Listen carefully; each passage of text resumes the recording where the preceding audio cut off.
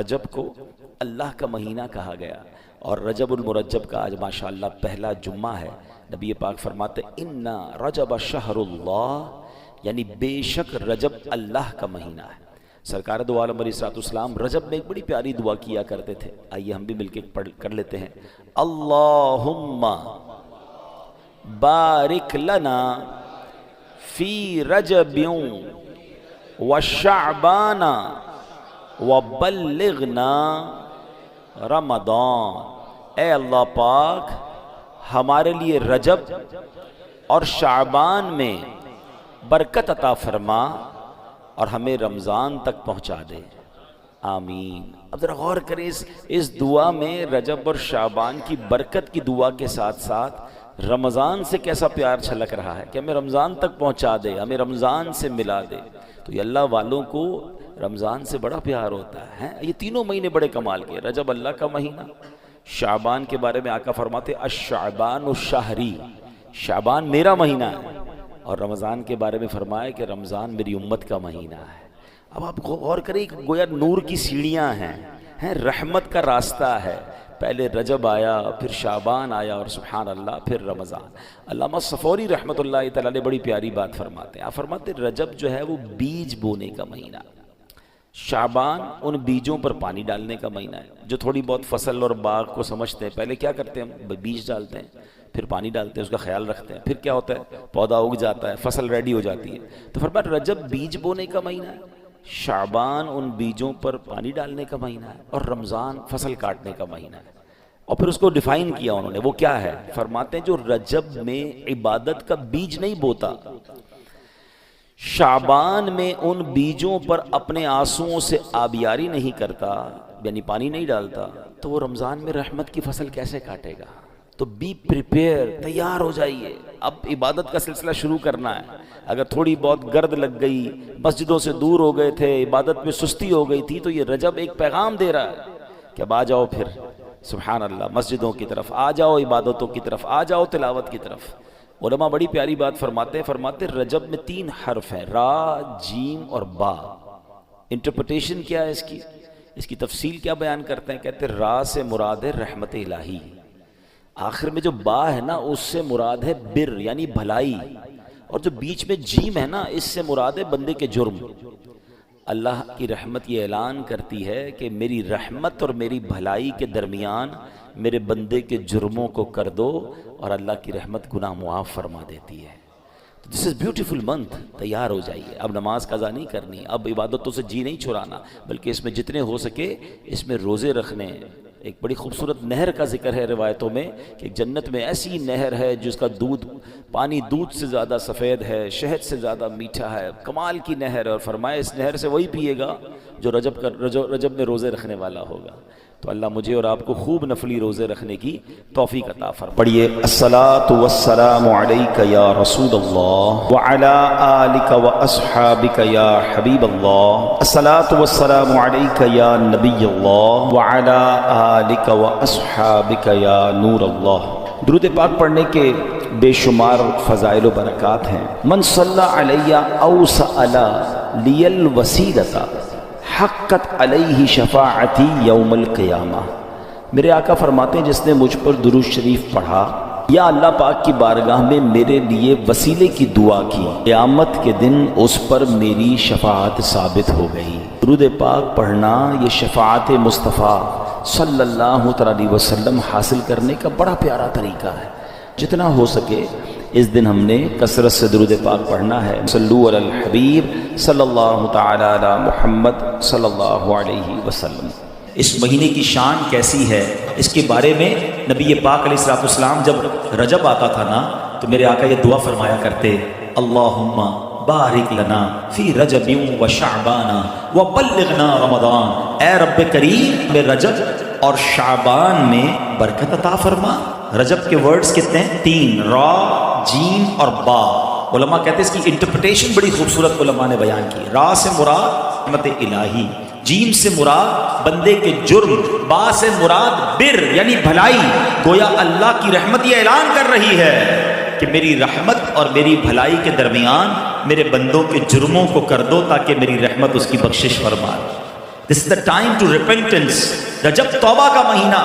سبحان اللہ. رجب کے بارے میں آتا ہے کہ رجب اللہ کا مہینہ ہے. احادیث میں ملتا ہے رجب اللہ کا مہینہ. آقا فرماتے الشعبان شہری، شعبان میرا مہینہ ہے اور رمضان میری امت کا مہینہ ہے.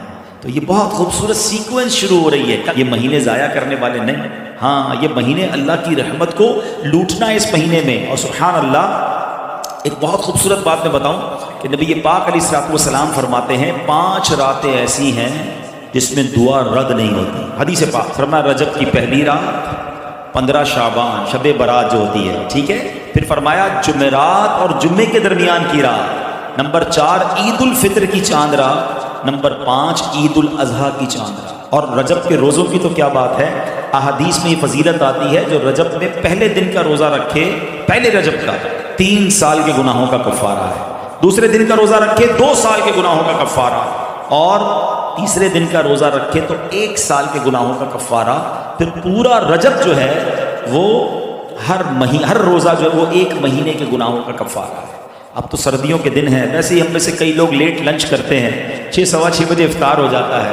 ہو سکے تو نفلی روزے رکھیں، یہ عبادت کا مہینہ ہے. علامہ صفوری رحمۃ اللہ تعالی علیہ فرماتے ہیں کہ رجب بیج بونے کا مہینہ ہے، شعبان پانی ڈالنے کا مہینہ ہے، اور رمضان فصل کاٹنے کا مہینہ ہے. اور بڑی خوبصورت اس کی تفصیل بیان فرماتے ہیں کہ جو بندہ رجب میں عبادت کا بیج نہیں بوتا، شعبان میں ان بیجوں پر اپنے آنسوؤں سے پانی نہیں ڈالتا، آبیاری نہیں کرتا، وہ رمضان میں رحمت کی فصل کیسے کاٹ سکے گا؟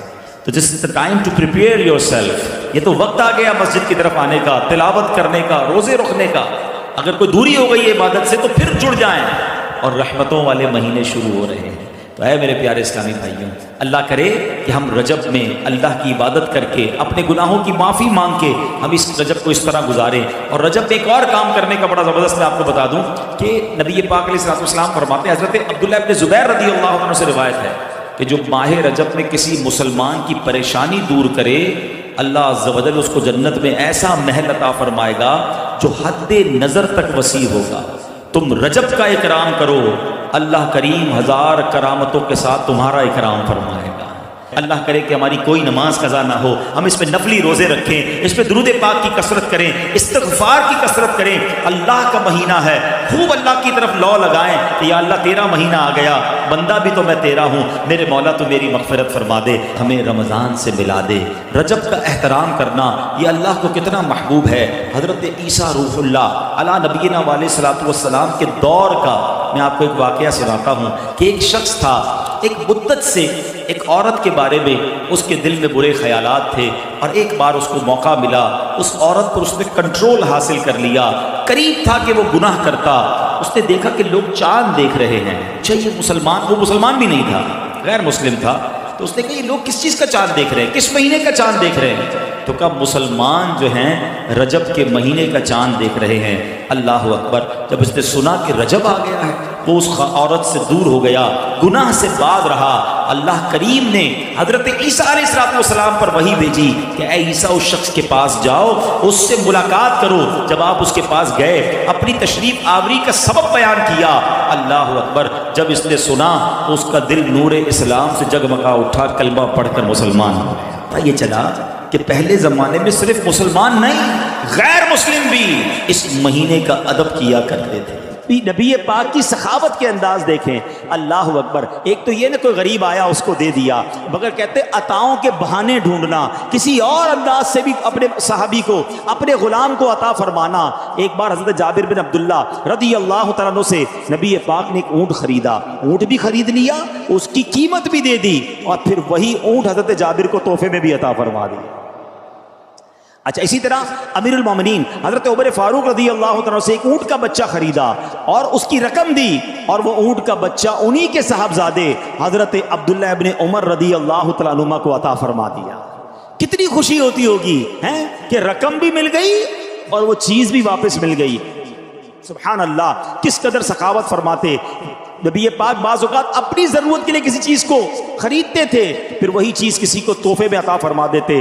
ہمیں بھی چاہیے کہ ہم نبی پاک کی سنت کو ادا کیا کریں، اپنے مسلمان بھائیوں کو تحفہ دیا کریں۔ اچھا، تحفہ دینے میں اس کے دل میں خوشی بھی داخل ہوتی ہے اور عداوت دور ہوتی ہے۔ بعض اوقات دلوں میں دوریاں ہو چکی ہوتی ہیں، بعض اوقات ہماری کوئی بات کسی کو بری لگ گئی ہوتی ہے، تو اگر دوستی کرنا چاہتے ہو نا، حسد کو دور کرنا چاہتے ہو، کینے کو دور کرنا چاہتے ہو، مسلمانوں میں محبتیں بڑھانا چاہتے ہو، تو وہ تحفے کی عادت کو بھی اپنائیے۔ نبی پاک علیہ الصلوۃ والسلام فرماتے ہیں ایک دوسرے کے ساتھ مصافحہ کرو، یعنی ہاتھ ملاؤ، اس سے کینہ جاتا رہے گا، اور ہدیہ یعنی تحفہ بھیجو، آپس میں محبت ہوگی، دشمنی جاتی رہے گی۔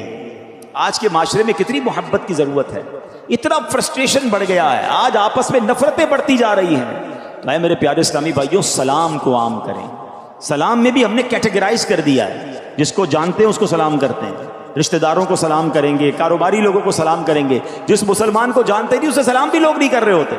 سلام بھی کریں، ہاتھ بھی ملائیں، اس سے انشاءاللہ محبت بڑھے گی۔ سلام کو عام کریں، آپ کے دل سے تکبر دور ہوگا، عاجزی اختیار ہوگی، اور تحفہ دیں تو انشاءاللہ محبت میں اضافہ ہوگا۔ نبی پاک کی سخاوت کا ذکر ہو رہا ہے، سنیے ایک بار کیا ہوا، پیارے آقا علیہ الصلوۃ والسلام نے عرب کے یعنی دیہات کے رہنے والے کچھ افراد نبی پاک کے پاس آئے، پیارے آقا نے ان میں سے بہت ساروں کو 100 اونٹ تحفتاً عطا فرما دی، ایک ایک کو 100 اونٹ عطا کر دیے۔ حضرت صفوان بن امیہ رضی اللہ تعالیٰ عنہ نے، ابھی وہ اسلام نہیں لائے تھے، وادی حنین کا واقعہ ہے، غزوہ حنین کا موقع ہے، کہتے ہیں نبی پاک سے بکریوں کا سوال کیا۔ حضرت صفوان نے 2 پہاڑوں کے درمیان پورا جنگل بھرا ہوا تھا بکریوں سے، نبی پاک علیہ الصلوۃ والسلام نے وہ پورے کا پورا جو ریوڑ تھا نا، حضرت